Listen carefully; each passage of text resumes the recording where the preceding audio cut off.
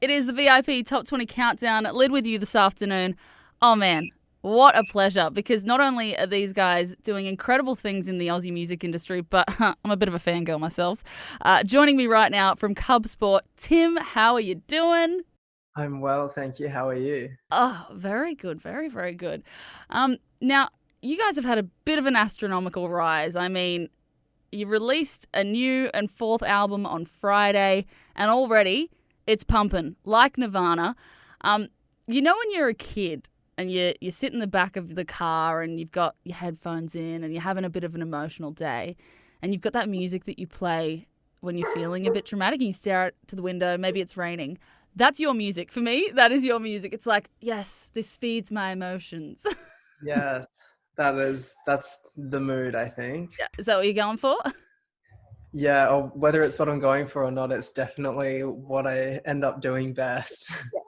Now, I mean, songs like that are like, Come On and Mess Me Up. That's probably my go to for the dramatic crying out the window. Party Pill, I've never cried so much in my whole life. All really suit that vibe.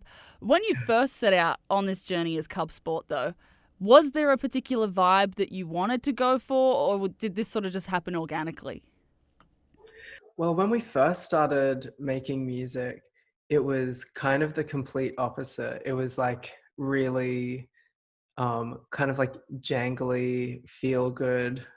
Like I tried to kind of keep my emotions and my like personal life out of the music. I think because at that point I hadn't yet like come to the terms that with being queer, and there was a lot that I was trying to hide about myself. So it felt it felt more comfortable to kind of create music that didn't allude to like any of what was going on inside.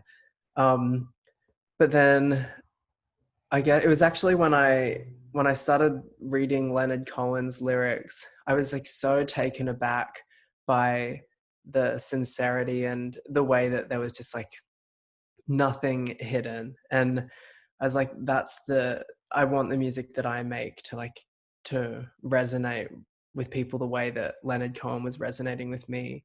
And it kind of changed the way that I approached songwriting and music completely. And the week that I like started getting obsessed with Leonard Cohen was the week that I wrote "Come On Mess Me Up," and it really felt like it kind of changed what the whole thing was about. And now we're here making the album that you listen to in the headphones, like looking outside at the rain, crying. Yeah, I mean, it's funny that you feel that you weren't being transparent about your life, because now I feel like your life in your music is an open slather. Like, you are just an open book, which is really inspiring, really encouraging, because like, I imagine it's not easy to write so openly and transparent about things that are real in your life.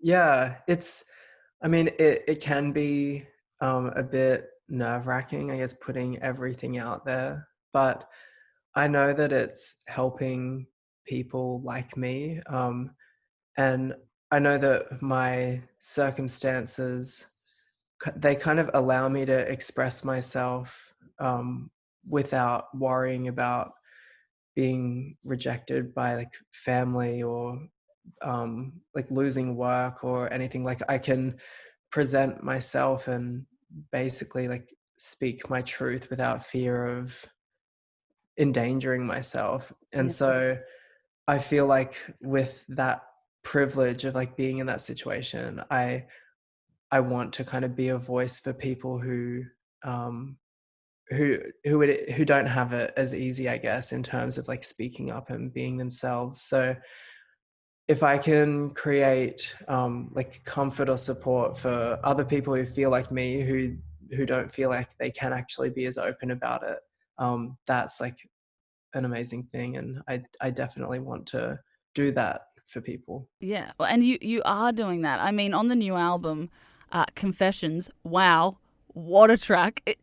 It explores so much. I don't really know where to begin, but it's like tackling longing for the past. Feeling misaligned with who you really are. Some of those things you've just mentioned, like this searching for yourself. But then there's this really like simple emotion in there, like just wanting the rest of the world to fade away and it just be you and that special person in your life. was this kind of just a bit of a brain dump, like for the next album? Let's just get it all out there. Yeah, basically, I wrote Confessions towards the end of last year, and it had been a really big year of touring and just like nonstop promo, and I was I was definitely feeling kind of like tired, and I feel like when you're tired, you feel your emotions like more intensely or something. And sometimes there are things that maybe you've been pushing down and then they start to like rise to the surface and you can't ignore it anymore. And I had kind of been feeling a bit just down for a while, and I was in my little home studio writing this song, and I just had my mic in my hand, and it was just a stream of consciousness. I was just like saying whatever came to me. And then I listened back to it and I was like, whoa, like I just said all of the things that I was like too scared to say out loud, but kind of like the things that had been weighing on me. And sonically as well, it's like it's so I feel like it's like kind of harsh, but it's also really beautiful, and it feels like this massive purge of like, for me it was like a purge of all these heavy emotions into this like soaring powerful moment. And yeah, when I after I had written that, oh, here's Evie. Oh, um hello.